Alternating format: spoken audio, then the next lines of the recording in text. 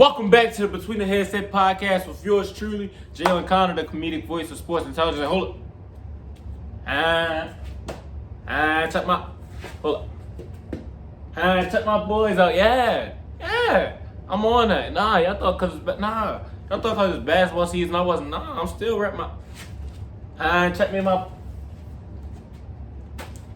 Alright, let me get into it. Alright, so first off, what is Pat Bev on? Pat Bev is tweaking. Yo, Bev been tweaking. It's a couple guys in the league that really got mental issues. Like you got your Draymond Greens, you got your Pat Bevs, you got your Joel be tweaking too. We be sleeping on Joel, but he be doing some dirty stuff. You got your Grayson Allen.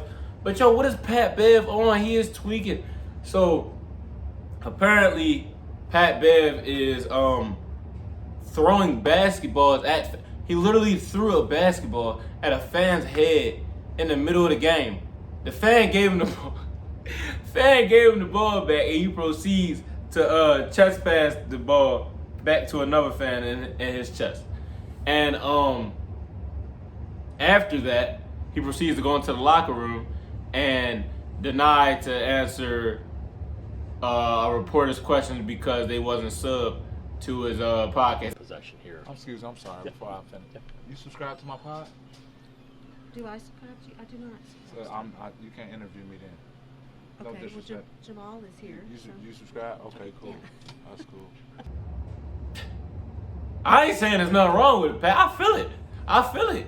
You ain't subscribed to me, I ain't subscribing to you. But throwing the ball at that man head was crazy work. I don't know what he said, but Pat,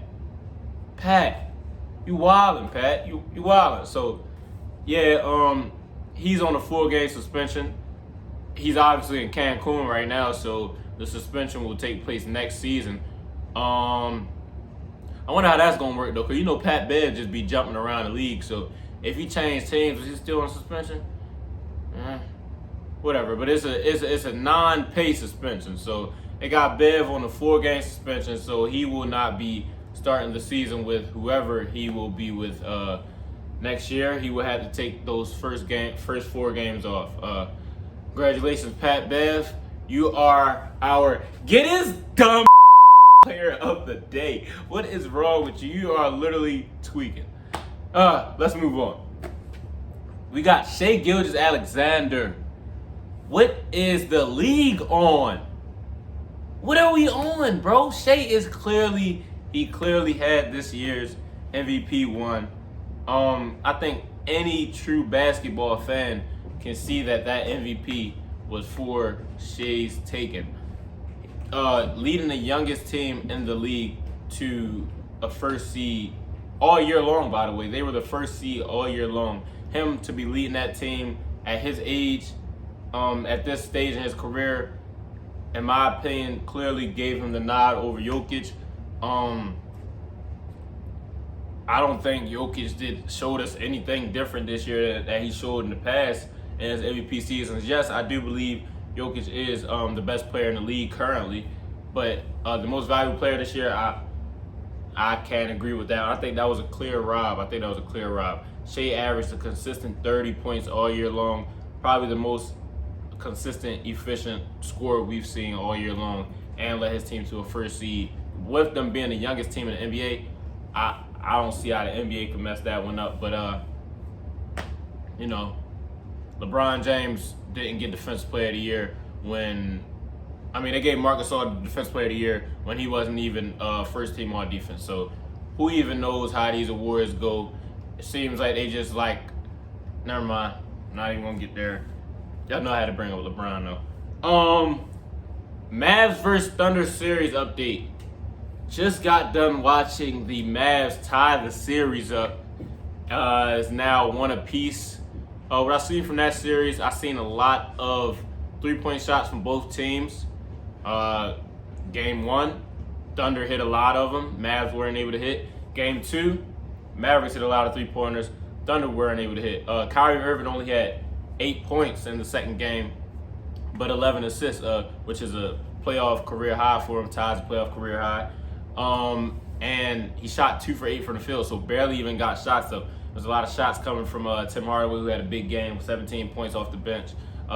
P.J. Washington also came with 29 first half points, and he eventually fouled out. But his defensive efforts and his shot-making ability was huge for the Mavericks tonight.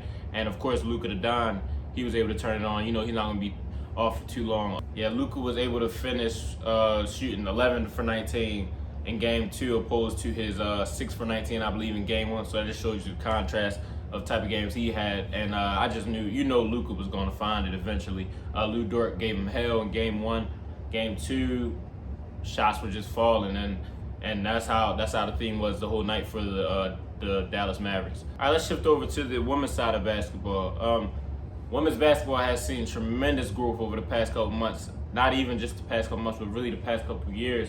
With two big names coming to mind, in Caitlin Clark and Angel Reese, are they not only being recognized for their highly skilled athletes, but also being recognized for their media attention. And Angel Reese is like one of America's sweethearts now, and she has captivated the whole world on social media and gained the whole world's interest, not only on her as a basketball player, but her as a person.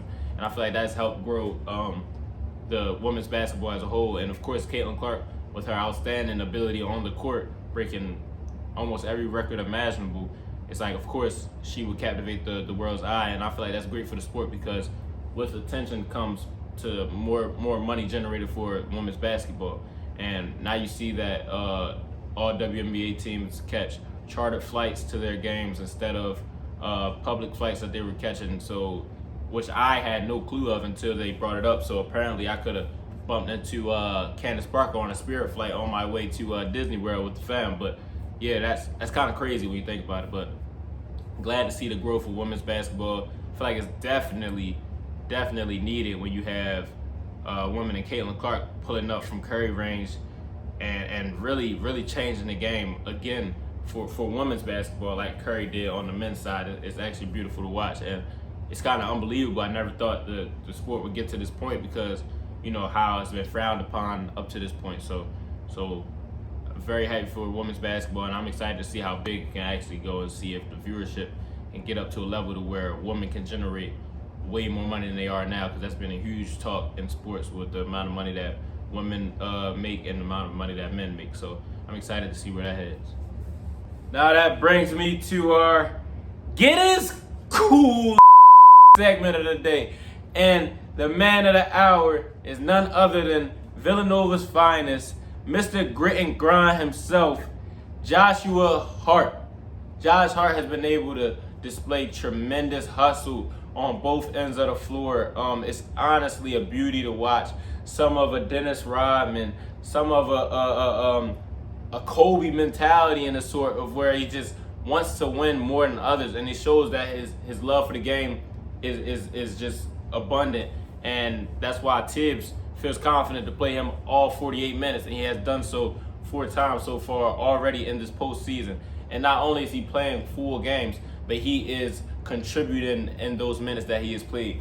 He has lifted his 3-point percentage from 31% to 44% in the postseason this year, which is a growth you don't even usually see in players that have been in the league over a 3-year span. So to lift his 3-point percentage to 13% for the postseason just shows that the amount of will he has and how bad he really wants to win.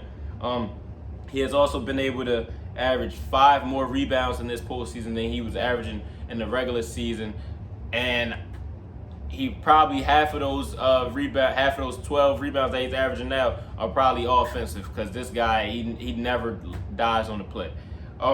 He's also averaging double the amount of points per game he was averaging in the regular season, which was 9 points. He is now averaging 18 points a game, along with his 12.8 rebounds and his 5.3 assists to accommodate that, and a steal and a block. Josh Hart, he shows that he really shows you what a dog is. We always throw out this word dog, and the Knicks have a lot of those, starting with the head honcho, Josh Hart. Jalen Brunson might be the captain of the team, but when it comes to heart and soul of that team, it's definitely Josh Hart. And it kind of reminds me of that Warriors dynasty with Draymond Green where he's just doing all the little things, and everyone knew at the core of them winning, it came from Draymond Green's will and hustle plays that, you know, you don't see from every NBA player around the league, especially one that's playing, you know, 48 minutes a game in Josh Hart's defense. So, Josh Hart, you are his cool player today. And with that being said, that's going to wrap up episode 3 of the Between the Headset podcast with yours truly, Jalen Connor, the comedic voice of sports intelligence, and can't wait to see you on the next one.